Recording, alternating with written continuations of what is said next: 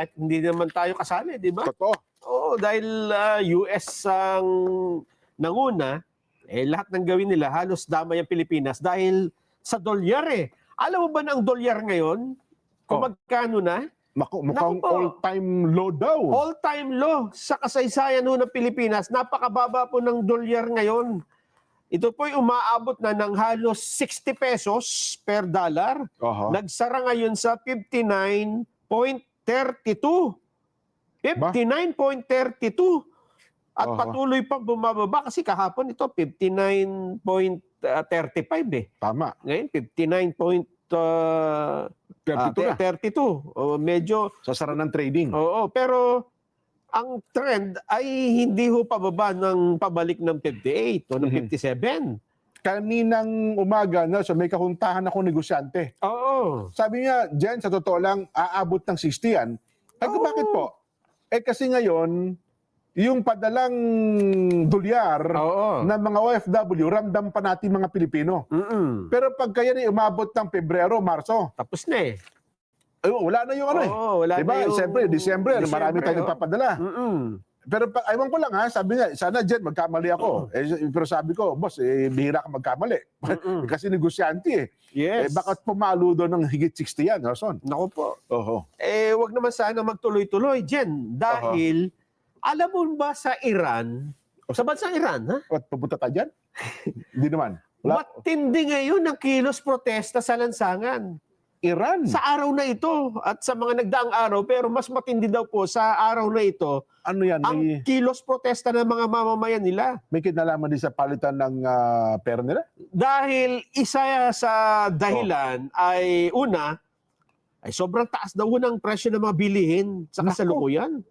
Tumaas na nga eh. Teka, titinan ko. 70% mahigit. Miyembro ng OPEC yan, Nelson, ha? Oil, petroleum exporting countries. Problema nila yung kahirapan. At unang marcha nila dito, nung Disyembre, tinawag nila na March of the Hungry. Marcha ng mga gutom. Naku po. Ibig sabihin, matindi ho ang problema ngayon sa Iran. Hindi rin pala kagutuman mga mamamayan na nila ngayon ang nagpoprotesta dahil mataas ang presyo ng bilihin at napakataas din ng dolyar kumpara dun sa kanilang currency na doble mula nung June ng nakarang taon hanggang nitong Disyembre, yung presyo ng dolyar ay nadoble halos. Naku po. Ganun katindi. Lahat nga ay tataas ng presyo. Lalo na kung dependent ka sa imported na pagkain, di ba? Kasi sa Iran, hindi rin naman nakakapag-produce ng maraming pagkain dyan. Totoo yan, totoo. Hindi naman ganun. At dahil dyan, nako. Pinaprotest nila yung kanilang gobyerno. Ayun na ang kasama doon. Yan na. Oo, parang ang gusto nila ay palitan na rin yung kanilang... Ang problema, kung papalitan nila yung leader nila doon, magbabago pa president, lalo lang tataas yan kung merong instability. Ayun ang problema. Di ba? At may mga activist din na nagsasabi, dapat mag-democracy na lang dyan sa Iran. Kasi dyan ngayon supreme leadership ang meron sila kasing tawagin yung palitan na ng gobyerno nila mayroon diyan yung supreme leader at dictatorship din. Di ba pinakialaman din ng Amerika yan? Mga nakaraang taon? Baka yan nasusunod na pakialaman. Pagka nangyari yan, talagang apektado na ang presyo ng produktong petrolyo, Nelson. Matindi. Matindi po ang mga nangyayari ngayon sa buong mundo. Ako nga ang pinoproblema ko ngayon, Nelson, alam mo ba, ito, personal kong pinoproblema at malaman ng ating mga kababayan. Paano ko mababayaran itong malaking utang ng bansa natin? Ayan ang problema pa. Kasi kapag di ba, dati 58 lang ang dolyar. Ngayon pa 60 na. Kung gaano kalaki yung utang mo na dolyar, wala kang ginagawa, hindi ka naman umuutang, bumigat yan. Doon sa ating budget, no, so na 6.793 trillion, ang bahagi niyan ay pambayad utang, ha? Domestic and international. Lalaki yan. Yun na nga. Lumiit ang value ng pera mo. Pagka binayad mo sa utang yan, wala ka na lang. Baka ang binayaran mo na lang yung diferensya. Yun na nga. Yung tubo na lamang. Magkano na bang laki ng utang natin? Umaabot na rin po ang utang ng bansa ngayon 17.65 trillion pesos Oh, nito lamang pong November 2025, last year. November pa yan. Yes po. Eh de kung i-compute mo yung exchange ngayon, exchange rate, mahigit 18 trillion na yan. Well, tama Diba? ka. Oo. Di ba ang bungad pa naman ngayon sa atin ng mga leader ng bansa do sa budget natin na 6.793 trillion, Oo. mahigit 1 trillion po dyan ay uutakin natin. Uutang naman.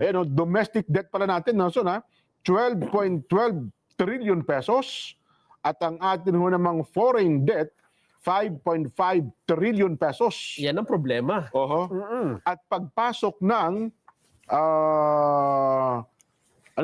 November 2025, 17.65 trillion. Oo. At October 2025, 17.56 trillion pesos. Oo, tumaas no? Nagkaroon daw po ito ng increase ng 49% o katumbas po yan ng 85.84 billion pesos. Pagka kinumpute mo yung diferensya. Kasi nung November, Oho.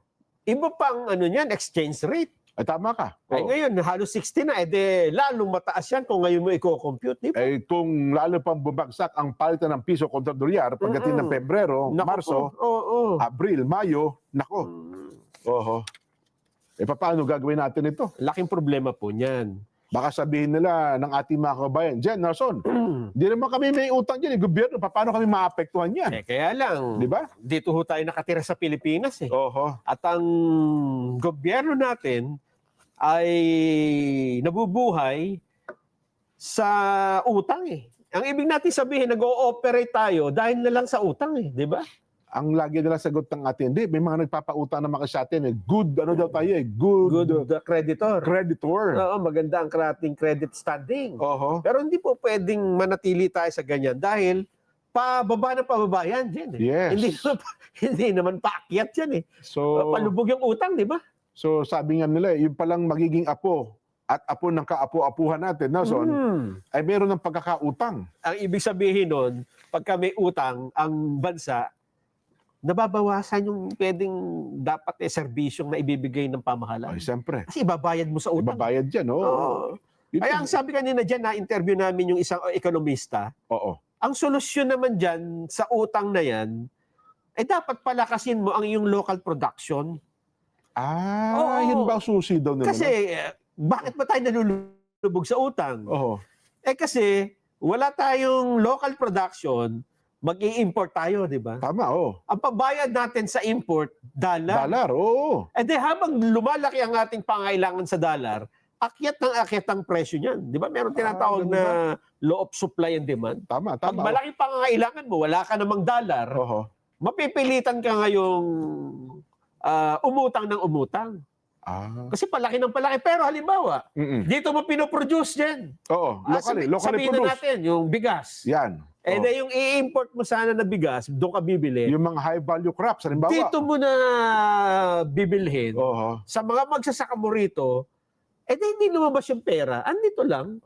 At kung meron pang bibili, Oo. galing sa bansa, Halimbawa, mag-e-export pa tayo. Di mas malaki pa pala kita natin. Papasok yung dollar sa atin. Oo, Ibig nga, sabihin, no? mag-i-stable po yung exchange rate Oo. plus yung utang natin, bumababa din kasi bumaba yung halaga ng dollar. Hindi ba sinadjust nung nakapanayam nyo, Nelson, na magbenta pa tayo ng gold? Marami pa na tayong gold Di ba? Oo. Ang problema dyan Oo. Halimbawa, magbebenta tayo ng gold. Oo. Kunyari naman, sa'yo ko lang binenta sa'yo ko ganun? lang benta. Oo. Bayaran mo ko. Tapos hintay. Halimbawa, may kasabwat, di ba? Oo nga, no? Tapos saka, alam mo ba nung nung nagbenta tayo, mga mid yata. Mid last year. Oo. Yes, oo. Pero nung December, nung October, sumirit po ang presyo ng ginto. Naging wrong timing nga rin Di ba yung benta natin. Sa Hong Kong nakapila yung mga Oo. tao dahil kahit yung mga alahas nila, bebenta nila. Tuwang-tuwa ngayon nakabili sa atin, Nelson. Jackpot to eh. Jackpot daw kami na nakabili. Maaring merong, ewan ko wala tayong ebidensya, pero Oo. pwedeng laruin ng ganun Na At saka- alam niya na tataas, Kaya ngayon na kayo magbenta. Ngayon na natin ibenta. Oo nga. Hindi ba? At saka kung meron kasi kung may forecast sila pero sabi lang kasi di ba naging bahagi na naalala ko naging bahagi ng pagdinig sa Senado yun na itanong eh. Hindi naman ho namin alam na tataas eh. Naku po. Pero ibig sabihin wala ka bang insider man lamang, Ibig di ba? sabihin, napakahina nyo naman. Napakahina mo naman. Hindi ba alam na pataas ang trend ngayon? Wala namang gintong pababa eh. Wala. Yun ngang mga nag-aalahas, alam nila ang goal. Itabi mo yan, yes, sapagkat yan ay talagang pataas na ng pataas. Hindi pa rin natin alam na baka ang bumili ng ginto, Jen, ay maraming perang maleta. Di ba? Sila din ba yun? Para hindi na madaling marami. Kasi yung maletang pera, hindi mo mai-dispose yun. Pero yan, ginto, kahit saan, di ba? Wag, taba ka rin, ha?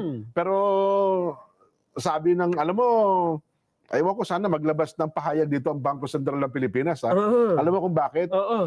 Ang dami daw ng sirkulasyon ng 1,000 pesos ngayon na hindi matagpuan, ha? Paano hindi matagpuan? Nakamali-maleta nga yung may currency. Di ba may number yan? Yung may currency. Pag tinignan mo raw. Ibig sabihin, kumonte ang 1,000 peso bill dahil hindi mailabas. Masyadong kapansin-pansin daw. Ibig sabihin bakit ang dami kong 1,000 dito? Yan ay bahagi nung natitira pa siguro. Pero aywan ko lang ha.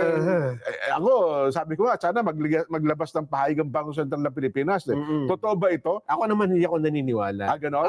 Na totoo. Ang tanong marami ba talagang sirkulasyon ng 1,000 peso bill ang hindi nakikita? Ang hindi nakikita at hindi nila malaman kung saan ngayon naroon. Naku po. Di ba? Oo. Kung ito ba'y nakamaleta, nakabolt, o nakaano pa man. Pwede kaya nyo, so na halimbawa, yung 2025 ngayon, ano?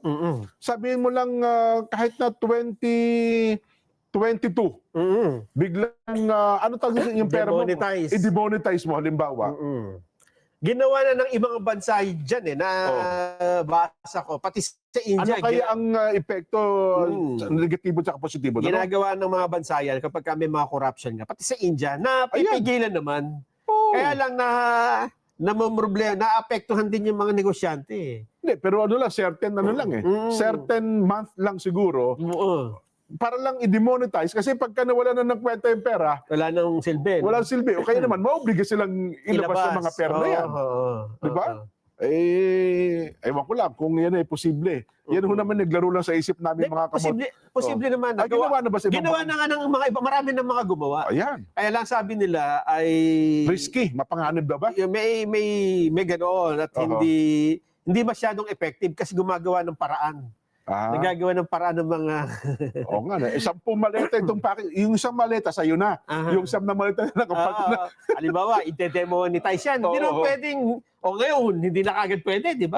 May transition para maipalit mo sa bangko. Para lang malaman na talaga natin kung saan naroon, di ba? Ang gagawin ng mga merong maleta, ilalabas siya paunti-unti. Kunyari, di ba?